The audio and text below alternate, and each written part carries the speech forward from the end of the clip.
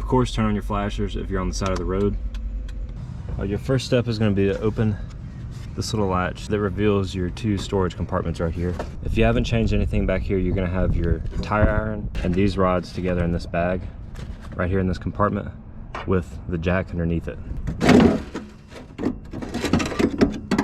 This is the state that my jack is currently in. It's all rusted, really doesn't work at all. So I recently replaced it, but this is where you're going to find it. I have the same type of jack, it just doesn't fit in this compartment, so this is what I'm going to use and show today.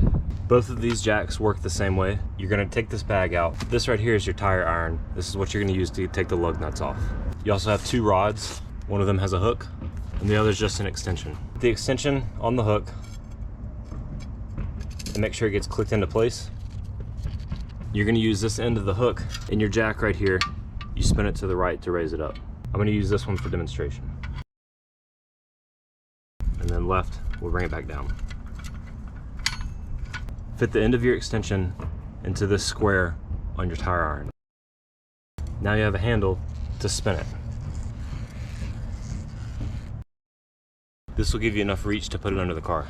Once you're sure you have all your tools, grab your tire iron and remove the 3 lug nuts that hold on the spare. Next, go ahead and pull the wheel off. It is going to be kind of heavy. Now before you jack up the wheel and get the flat off the ground, make sure to come and loosen all of your lug nuts. Once they're all loosened, you can jack the wheel up. You look under the car, you want to make sure to lift it from something that's going to lift the actual tire up and not just the frame. If you lift the frame up, the frame will travel while leaving the tire on the ground. Look for everything that's connected to the wheel. This point right here, this point right here, would be a great point to do it from. Here looking at the back, it's the same thing. You want to lift from a point that's connected directly to the wheel. Here would be good. Right here would also be good. You want to get it lifted up to just the right height for where you're going to brace from. Once it's almost touching, move it into place for your final adjustments. You also want to make sure that you have a steady base. As it starts to take weight, it's going to get harder and harder. This jack comes with a special wrench to make it a little bit easier to get up from this point. When you start noticing the wheel come off the ground, make sure you're lifting it slowly, as the car might start changing positions on you. At this point, we're good to go. I've got the wheel off the ground just as much as I need to. You can go ahead and remove all the lug nuts.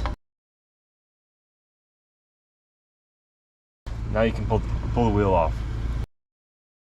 Grab your spare. Make sure it's pushed on all the way and start screwing in all of your lug nuts. Once you have them started by hand, you can use your tire iron, start twisting them on. Whenever you're putting on a new wheel, you have to do a star pattern. So you're going to start at 1 and you move across. So we're going to go to this one and then you move across again. We just did that one, so we're going to move to this one. Now you move across again, this one, across again, this one, and then you start it over.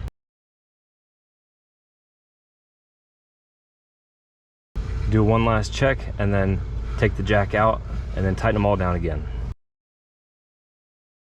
Now tighten your lug nuts one more time, as tight as you can.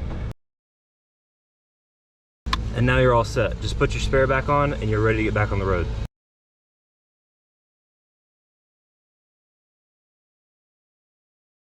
The rest of this video is just tips and tricks, so if you're trying to get back on the road, go ahead and go. Otherwise, here's a few things to pay attention to so that you're always ready to change a tire. The first, like I mentioned, is this rusty jack. Because of where it sits in the Jeep right here, any leaks, especially in a soft top, are going to collect water in here. One tip is to take out the drain plug, which is located right here. It's just a piece of rubber. Take that out so it's always draining. Otherwise, you're going to end up with this, which is going to leave you stranded on the side of the road. Something else to keep on hand is a tire pump. This one right here has a pressure gauge on it, but if you don't have a pressure gauge, make sure to get yourself a tire gauge. This is just in case your spare is a little low. You hook this up and air it in, and air it up to where it needs to be, and then you can check the pressure with your gauge. Remember, you can always find the tire pressure in your owner's manual or right here in the side of the door. Next, after you get where you're going, double check that these are tight. They may loosen up over your first drive. Make sure to get to a tire center to have all your tires checked out and to make sure they're balanced correctly, but also to check the torque on these lug nuts. Another tip, always carry a flashlight right here in your glove box.